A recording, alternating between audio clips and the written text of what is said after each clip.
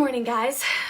So I recently changed from an Android to an iPhone, and for some reason the Instagram app here on the iPhone, whenever you hit live, it doesn't give you the countdown, but on my old Android it gave me a countdown, so I always feel like I'm getting caught off guard every time I come on here. But anyways, so we are back. We are reading through different parts of my book, Getting Good with Money. And so this week we're going to be talking about chapter 7, which is talking about emergency funds. And actually this is a really important topic to discuss. And so I'm going to read through a few little sections in this chapter, and then we're going to discuss emergency funds and why they're so important, especially now. All right, so we are reading in chapter 7. We are starting on page 93 at the bottom under What is an Emergency Fund? By now, you've certainly heard the term emergency fund. It's a cute little name given to a savings account that's supposed to be designated for emergencies only. You may also have heard that you should start with only $1,000. I don't exactly agree with this advice. That emergency well, you guys haven't heard this part because I skipped over this part in the book, but my husband had to have an emergency surgery, so this is what it's referencing. That emergency surgery my husband had to have, the grand total was over $3,000. That completely wiped out our savings, and we thought we were doing well financially back then because we were the only young couple we knew who actually had a savings account. I understand why $1,000 is given as a starting target for your emergency fund. Most people don't even have that in their savings account, but I believe the dollar amount should be something that reflects your actual life. For example, if you have children, $1,000 could easily be wiped out with a broken bone or wrecked car. This is why I encourage you to think carefully about how large your starter emergency fund needs to be, then save up accordingly. The only way to no longer live as a daredevil is to make sure you have a savings account that can survive the ups and downs of your life. It does you no good if your emergency fund cannot cover you in an emergency. So what is an emergency? So let's look at the purpose of an emergency fund. It's not a vacation fund or a Christmas fund. It's a fund that is meant to protect you and your family when life gets turned upside down. It is meant to be a safety net while you work to stabilize your financial lives. I know some of the things are not fun to think about, but we must think about them or prepare for them. What would happen if your spouse loses their job unexpectedly? Could you afford to survive for a few months with zero income? Would you still be going out to lunch dates and buying everything your favorite influencers on Instagram say you need? No, of course not, because then your family's life would be turned completely on its head. You would be in survival mode during that time. This is when the emergency fund kicks into gear. It gets used in actual dire emergencies. Does that mean this account can only be used if you or your spouse loses your job or if one of you loses your life? No, there are plenty of other emergencies that may require you to dip into your emergency fund, such as your HVAC dying on a 90-degree day. You cannot look at your emergency fund as free money or something to dip into every time you have an unexpected expense. Its sole purpose is to keep your family afloat when life gets hard. That's why I disagree with the advice of having only $1,000 saved and instead encourage you to build up an emergency fund that can sustain your family for at least 6 months with no income. So building your starter emergency fund. In chapter 12, we will revisit the topic of building a true, fully funded 6-month emergency fund. But for now, let's look at the steps for creating what I refer to as a starter emergency fund, one that provides a small cushion while also getting you into the savings habit.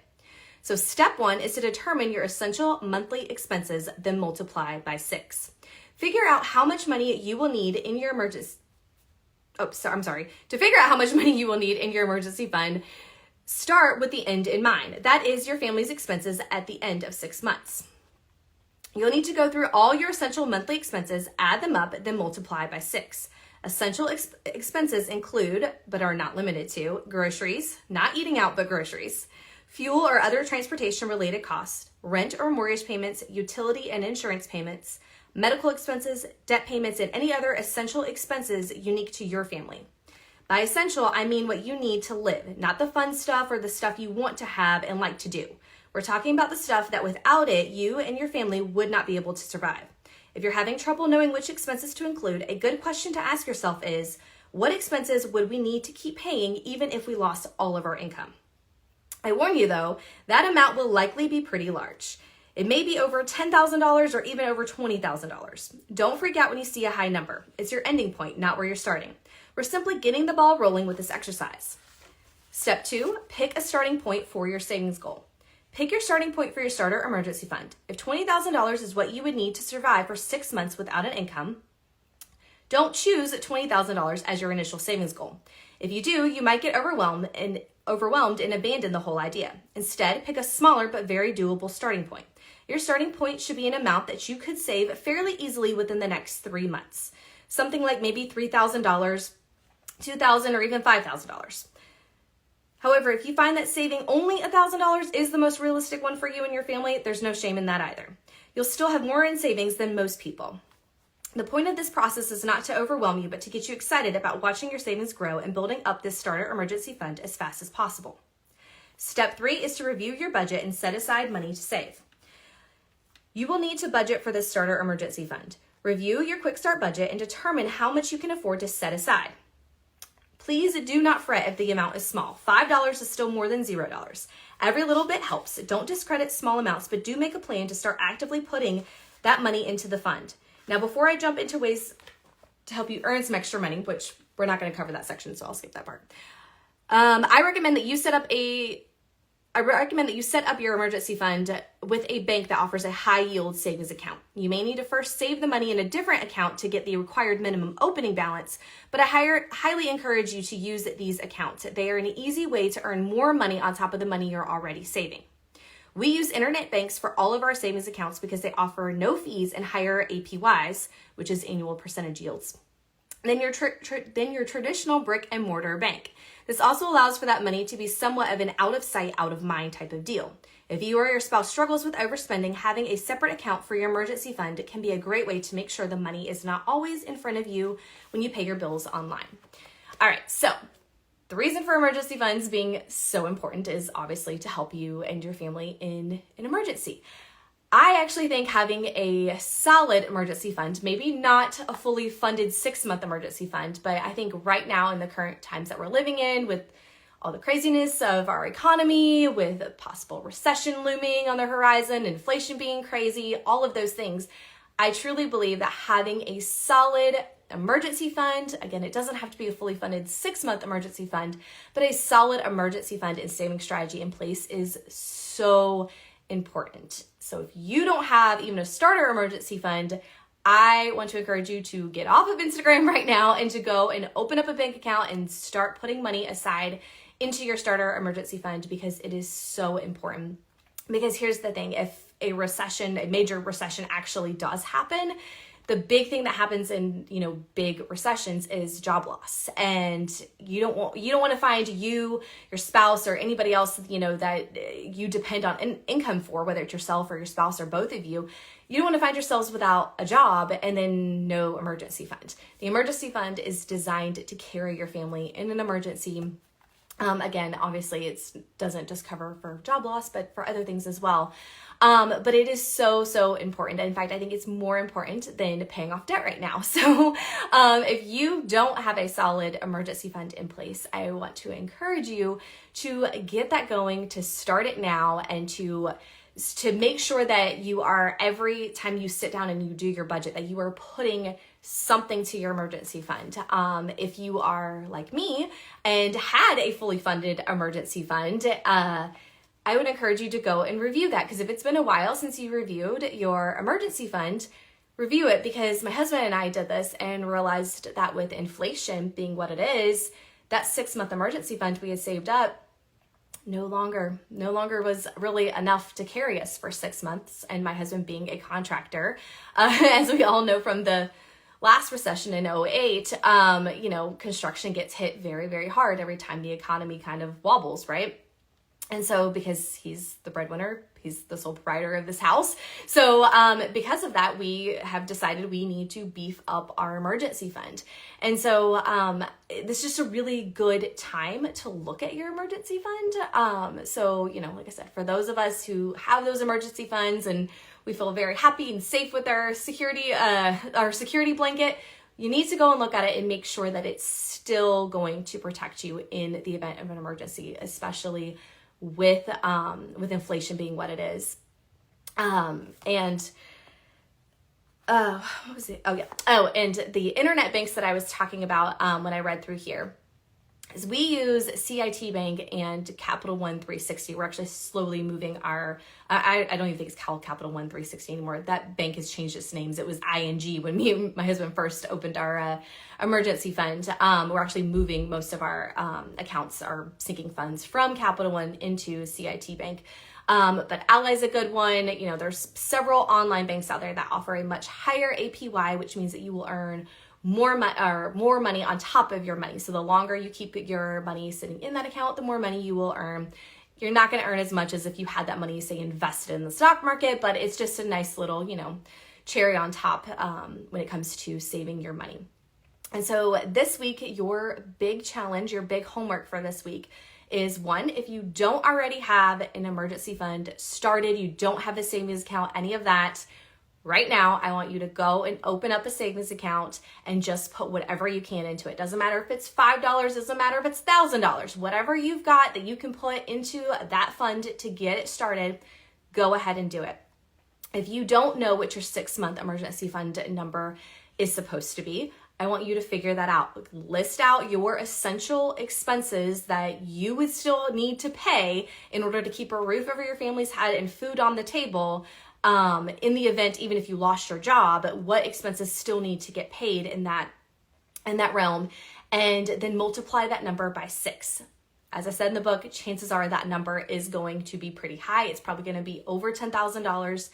Don't let that freak you out. That's your ending point, not your starting point. So, say $10,000 is what the number is going to be. Let's just say it's $10,000. Maybe you pick your starting point as $3,000. We're going to save up $3,000. We're going to aggressively get to that threshold, and then just work towards getting to that $3,000, and then review and decide, what the next level is going to be, or what other financial goals maybe you need to achieve after you've achieved that $3,000 threshold. Don't allow this to overwhelm you.